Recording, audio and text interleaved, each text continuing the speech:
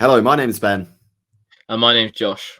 and welcome back to FPL Graduates. Welcome back to another video. We're going to be helping you through some of those deadline dilemmas ahead of this week's deadline. Without further ado, let's get straight into it. So to start off, we're going to be talking about some injury news. There's been quite a few flags recently in the past couple of weeks. We're just going to clear up with all the information that we have currently. Obviously, a side note to this is being recorded before all the European matches midweek. So we've got Champions League on Tuesday, Wednesday, and Europa and Conference League on Thursday. So I think it's in total 8 teams involved within the Premier League. So a lot of things could potentially happen with regarding injury news. For basically the definitive answer, basically just wait till Friday with your transfers, because that is the best piece of advice that we could give. Information over price rises every time. But at the moment, Bukayo Saka is training with Arsenal. He's been pictured in training ahead of their Champions League game this week. Obviously, last week there was touch and go with him potentially not being in the team. He travelled down to Bournemouth and obviously got his goal. I transferred him out personally. Could have been a lot worse for me if he did take those penalties. Ben, what was your thoughts on his performance on Saturday? Yeah, I mean, it was a good performance, and on another day, Saka could have taken those penalties, and we've seen Arsenal rotate a little bit with the penalty taking. So I think we've shown, and it's been shown this week with the dangers of selling this guy, even with a couple of tough fixtures ahead. You look ahead of that, game week 10 looks fantastic. Game week 9 against Chelsea, they could score. Chelsea don't look great defensively. Even Manchester City aren't really keeping too many clean sheets at the moment. So to sell Bukayo Saka now, I think, is a massive, massive risk. We've seen it before in FPL, even last year before. He could be yellow flagged every week and he'll probably still end up playing 90 minutes each week. So I think there's a big risk in selling Bukayo Saka. Wait on the news, and we know Arteta doesn't give definitive news.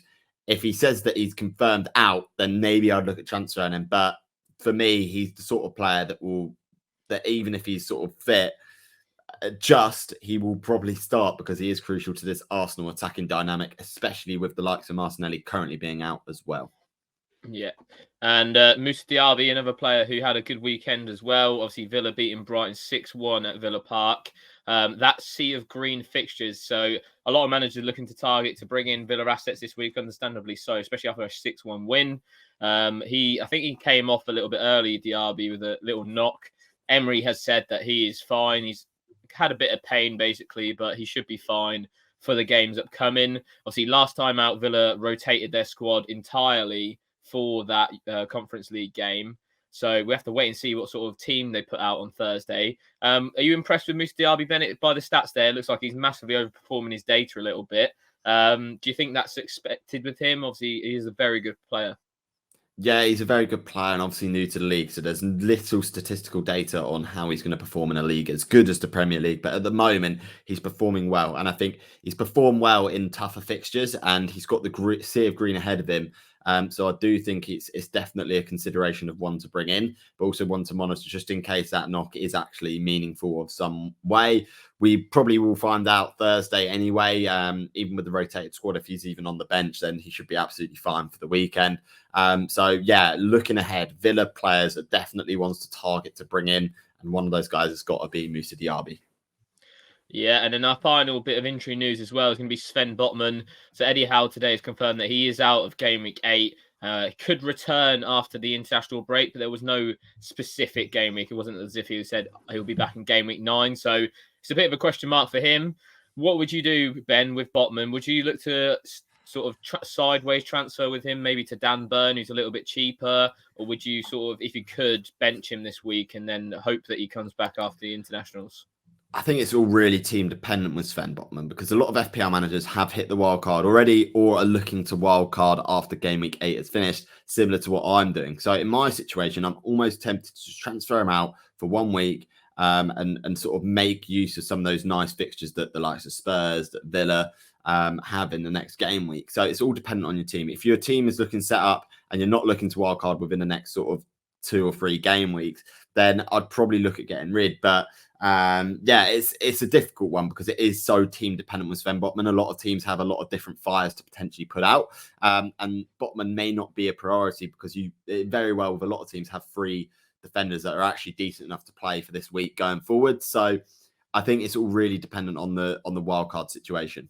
Okay, so we're going to have a look at a couple of Botman replacements if you are looking to get him out. Obviously, Ben touched on the wild card there. For me personally, I'm not sure if I would have him on a wild card just because he has had a couple of knocks so far this season. It seems to be a bit persistent with those injuries. You can get Dan Burn for 0.2 cheaper, who is just as nailed as him, playing obviously that left back role. So we'll take a look at some replacements here. Dan Burn is one of them, as I mentioned, 630 minutes so far this season. He's been pretty stonewall in that defence. Do you reckon there's any risk of rotation with Dan Burn, Ben, or do you think he's pretty nailed? I think he's pretty nailed on. Obviously, the Champions League can change that, but for me, it looks pretty consistent with how Newcastle are lining up in the Premier League, at least. It seems to be the same back four where they can without the injuries, etc. And I think the injury to Sven Botman may sort of result in Burn maybe moving more centrally rather than playing sort of fullback. So for me, he's not really a rotation risk at all. He's been very important for Newcastle defensively, so I don't see sort of any reason why you wouldn't look to bring him in if you are looking at bringing in a Newcastle defender. I think they've had their two best fixtures out of this run, but that doesn't mean that I think they're not going to keep clean sheets. I see him keeping sort of at least 3 clean sheets within the next 5 game weeks. Cool. And then another player that is high on a lot of managers' watch lists is Matty Cash. He's risen in price 4 times this season already. Obviously, 3 goal involvements for Villa. Really high expected goal involvement data as well. He's potentially playing right wing. Ben, do you want to touch on that with why Matty Cash is playing so high up the field? Yeah, I mean, there's a potential for him to play high and wide. We know sort of Leon Bailey has picked up an injury and he tended to play on the right. There's obviously the potential that Diaby could take the place up on the right, but Matty Cash has also been sort of playing on the right wing. His expected goal involvement is sort of top 10 in the league out of any player anyway. So it's definitely a consideration. The fixtures are fantastic. And like I said, a double or even triple up on Aston Villa could be sort of on the cards within the next few game weeks. And like you said, the ownership is actually getting high enough to a point where it's like, look, you're going to have to get him in because the EO is going to be too high and his fixtures are too good and his attacking statistics are really, really good as well.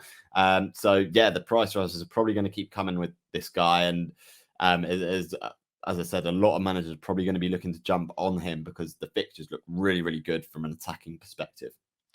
100%. And then someone who probably isn't going to be a replacement, but someone that other managers maybe even be looking to get rid of this week is obviously Estupiñán. Really unlucky for the own goal at the weekend. Couldn't really do much about that. But the fixtures are quite tough over the next 2. Obviously, Ben, you mentioned about Botman potentially, taking him out for 1 week or 2 and then bringing in someone else for a week or 2. Would you consider this with Estupiñán? Obviously, he is nearly 60% owned, but we'll probably see a lot of managers bench him towards these next 2 weeks, right? Yeah, I think you could probably afford to bench him over the next couple of weeks and wait for the fixtures potentially to ease up. So I think that's sort of a case for a lot of managers on why you maybe would be tempted to sell Botman this week, just for that coverage in game week 8 and 9 of a couple of good fixtures. So you could go to the likes of Matty Cash, who has a couple of great fixtures coming up. You could go to maybe a Spurs asset, etc. So there is the potential of holding someone like Purvis and benching him just so you can sort of enable yourself to maximize the fixtures over the next 2 game weeks. Yeah, it's interesting. For me personally, I have Botman and Estupiñán and probably won't wildcard. I'm trying to hold off maybe to game week 10 or beyond for the wildcard. And with Botman and Estupiñán, I'm probably more keen on selling Estupiñán because it allows me to get cash in with spare money as well. So, like Ben said, a really, really team-dependent sort of decision. And I think Estupiñán is a sell right now with those 2 fixtures coming up. Obviously, Brighton are yet to keep clean sheet so far this season. It's just that his attacking data is so good, but you definitely will want Estupiñán in come game week 10 when they go on that really, really nice run of green fixtures. Okay, so we're going to move on to the next segment. Is it time to sell Erling Haaland? He's actually blanked for once against Wolves at the weekend. The 2-1 defeat for City. No one really saw it coming. Obviously, Wolves have been decent sides, to be fair, so far this season. They're creating a lot of chances against a lot of teams. Ben, what's your thoughts on him? He's 92% owned. I've seen a lot of wildcard drafts going around without him in it. Obviously, it does free up a huge amount of cash. Would you be tempted to, or do you think it's just an absolute no-go? No, it's for me, it's an absolute no-go. And I've got to respect the content creators that are saying, "Oh, I'm going to sell Erling Haaland," because it's probably getting interactions and that sort of thing. But I just don't see the appeal in it. Erling Haaland, as we've seen last season, like he can score against absolutely anyone, and we all remember when a lot of managers backed sort of against Erling Haaland away at Manchester United, and we all know what happens there. Like when Haaland played Man United, it was just insane, and he can do that against any team in the league. And I think that's the difference between Erling Haaland and a lot of these other premium assets that we've got in the game right now, is that Haaland can do it against anyone, whether it be home or away. He can score a hat-trick at any given moment. So for me, I'm not really looking at Haaland to sell. The only way I would sell him is if he had a blank game week or if he got an injury. It's the only way I'd be tempted to sell him. Yeah, I definitely agree with that. Another thing you could potentially consider maybe captaining other players. I know a lot of people looking towards maybe Son this week, maybe even Salah. I think that could be your route in terms of going differential. I think you just need to own him. Like, he's 92% owned there. He's always going to be over 100% owned. Like you say, if he gets a hat trick against one of these sides, Brighton there stands out to me as one of those games where he could. You definitely need him in your teams. Moving on, so captaincy alternative. I mentioned one there, Heung-min Son, obviously Luton away this week. I've seen a lot of polls around on Twitter, Son being the most preferred captaincy option. What's your thoughts on that, Ben? Obviously, you don't own Son. Do you think that are you sort of worried about that Luton away fixture, or do you think that Luton are defensively solid enough to deal with Heung-min Son? Yeah, I mean, you're gonna be worried whether you own Son or not, regardless to who you're playing right now, because he's in that purple patch of form at the moment. So it's a difficult price point to get to as well if you sort of haven't got loads in the bank, or you've not got sort of one of those really high priced midfielders at the moment. So it's difficult to get in, but Luton away is a fantastic fixture. The fixture run looks really, really good. And I do think, he is one of the essential players to own right now on FPL. And it's difficult to even say that Maddison would be able to cover him because he's playing centrally, he's playing up top, he's cogging the chances. So I do think sort of in terms of an essential player, he's getting close to as essential as you can get in the FPL landscape anyway. That can really change quite quickly, depending on sort of that turn of form and that sort of thing. But for now, I'd be worried as a non-Son owner myself. Yeah, for me, I think it's going to be an interesting one. Obviously, we know that Son can perform well in these big games like Arsenal, Liverpool, a lot more room really to operate on the break sort of thing. It'll be interesting to see whether he can do it against like a Luton where it's going to be a low block. They're going to have to try and create something out of nothing. But yeah, it'll be interesting to see. That's probably something that will make me hesitant to captain him potentially this week, as well as his ownership not being crazy high either just yet, 25% under. The next man, Mohamed Salah, is above that, 32%. Brighton away this week. As I said earlier, Brighton have yet to keep a clean sheet so far this season. Salah probably unlucky to blank at the weekend. Obviously, that goal that was onside, ruled out for offside. Ben, Salah, you don't own him either. Would you be considering, if you owned these guys, to captain them over Erling Haaland? There'd be a consideration and a temptation there, definitely. I wouldn't deny that, but again, it's looking at the safe options. I think owning Salah on his own is enough of a differential compared to sort of captaining him. So I don't see the risk in going there. But then if you're not captaining him, you're sort of thinking 12.6 million for someone you're not getting double the points for. I can see the arguments for and against going for someone like Salah for a captaincy option. I think backing against Haaland's a risk, but if you are looking to sort of rise up the ranks quickly, then Salah could be a good option to go for the captaincy. Okay, so we asked a few questions on Instagram to see what you guys were needing help with, sort of wanted us to discuss this week. And a big topic was basically cheap enablers in the midfield. So we're going to talk about the best midfielders under 7 million and give you 3 options as to who these guys could be. We're going to start off with James Ward-Prowse. Obviously, the fixtures here don't look too great in the next 2, but if you're potentially wildcarding, I'd probably look to get this guy in your team. So the fixtures long-term from, I think, game week 10 to maybe game week 17, 18 are unbelievable for West Ham. He's obviously 6.3 million, so not too expensive. He even accumulated a bonus point last week against Sheffield United, just throughout how many chances he's creating through these set pieces and stuff like that. So I think he's a really good asset. What do you think, Ben? Yeah, I think he's a really decent asset for his price point as well, and becomes sort of one of the enablers of your team if you're looking to wildcard. The fixtures are great.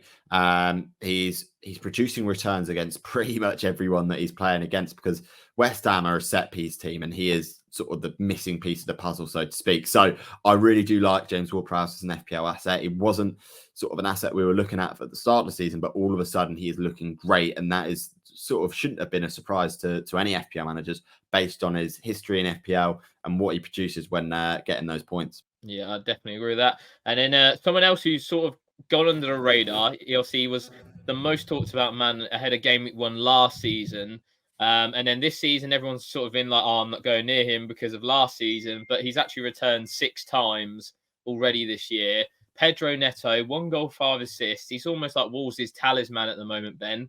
Would you be considering him at only like 5.6 million? It's an absolute bargain, right? Yeah, it's definitely one to consider again as a midfield enabler, because it's cheap enough that it's less of a risk for you guys to get, and he has been pretty consistent with his returns. I would argue though, like he is overperforming a little bit compared to his data, and that's something we've got to be wary of. But if you're looking at a player that you're going to play 1 week, bench next, there's no one really better to look at than Neto. Game week 9 and 11 look good on its own as it is. So definitely a consideration if you're sort of looking lower on the budget for a player to sort of be your 5th midfielder. Yeah, and then the final one is obviously someone we mentioned earlier, Moussa Diaby, 6.7. So he's on a pricier side of that sort of scale, but I think he's probably the go-to guy under 7 million at the moment. A lot of people have Brian Mbeumo. Brentford struggling. I have no doubt they'll probably score at Old Trafford at the weekend, but Moussa Diaby, it will be probably high on the shopping list. And only 12% owned. I think that's crazy how low owned he is, considering how well he's doing so far, right, Ben? Yeah, I mean, he's doing really well so far under sort of relatively tough conditions there. But the fixtures coming up, I think Diaby is going to become even more of an FPL asset. And with all those that own Mbeumo, it almost seems like too simple a move to make is to move from Mbeumo to Moussa Diaby. It seems like the perfect time with the fixture, sort of slightly swinging for Brentford, and they're sort of looking a little bit out of form and sort of running out of ideas going forwards a little bit. Moussa Diaby could be that perfect alternative for those Mbeumo owners to go for. Okay, and finally, we're going to talk about inform forwards. So a few guys up top that you guys need to be looking at. First off, Julian Alvarez. Obviously, this is more of a sell, to be honest. A lot of managers looking to offload him potentially with Manchester City's difficult fixture run. He's obviously risen in price quite a lot given his form over the last few games. He's £7 million now, 32% owned, 3 goals, 5 assists. For me, Ben, I'm probably not going to look to sell him. I think he's, one of those players like City are fixture proof no matter who you own in that team. They're going to score goals against absolutely everyone. So, and for me, he's playing such a pivotal role, like on set pieces, took the free kick at the weekend, getting that goal.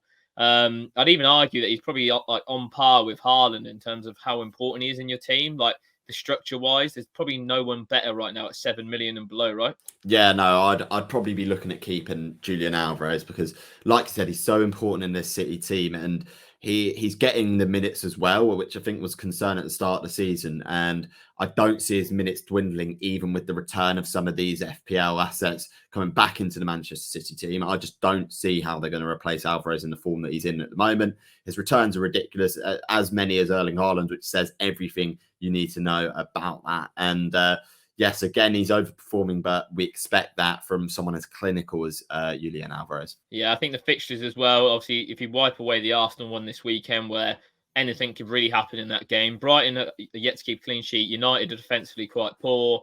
Bournemouth at home is a good game. And then you've got Chelsea as well. So although the fixtures aren't screaming green, they're definitely fixtures that Alvarez will be able to return in. Coming up next, Darwin Núñez, 7.4 million, should I say, sorry. Obviously, Jota got suspended at the weekend with 2 yellows, so he's definitely out for game week 8. Cody Gakpo also got injured as well, and it's rumoured that he's potentially out for a few weeks. This opens the door for Darwin Núñez to potentially start in game week 8 against Brighton, who've just conceded 6 goals away from home at Villa. What's your thoughts, Ben? Yeah, I mean, I would be tempted until that surprise bench again. Like, he could be benched at any given moment, which is the concern with him. But the fixtures look good enough for him to potentially be decent over the next sort of run of game weeks, as well as Jota potentially being banned. Like, I think there's an option here for Darwin to sort of try and cement his place in the starting 11. Again, it's a little bit of a minute's risk, and I think if you've already got a couple of risks in your teams in terms of security of minutes, you probably wouldn't look to it. But if you are looking in a really decent position with your squad and the minutes are securing all your players in your team, I'd potentially look at him as sort of an option for a differential, because he's very explosive. We've seen that he can produce big hauls. So I'd maybe be tempted for those run of 3 games where it looks really nice from an attacking perspective for Liverpool to potentially look at Darwin Nunez. Yeah, it's just like the minutes to goal involvement ratio is absolutely crazy so far this season. It's really good. 220 minutes and he's got 5 goal involvements. So if you, like Ben says, if you've got a spare spot up top, you can afford to bring him in. I think he's probably one of the differentials of the week. And then finally, the man in form at the moment, 3 goals, 2 assists at the weekend. Ollie Watkins, 22% owned, 8 million though, quite pricey for a spare forward. That sea of green that we've spoken about, Ben. Would he be near your team right now if you were wildcarding? Yeah, I'll potentially be looking at getting Ollie Watkins in if I was on a wild card, just because the fixture run is so good. And I think the fact that he got the hat trick at the weekend means that everyone else is going to be thinking the same thing here. The fixtures are good. He is a man in form. He's the main man at Villa. He's getting loads of attack and returns. So I'd see no reason why you wouldn't bring Ollie Watkins in on a wild card. So that rounds up our deadline dilemmas for Game Week 8, the final game week before the international break. Let us know what your deadline dilemmas are in the comments and we'll be sure to get back to them. And as always, please remember to like, comment, and subscribe. And as usual, I've been Ben. I've been Josh. And we'll see you guys later. Have a good game week, everyone.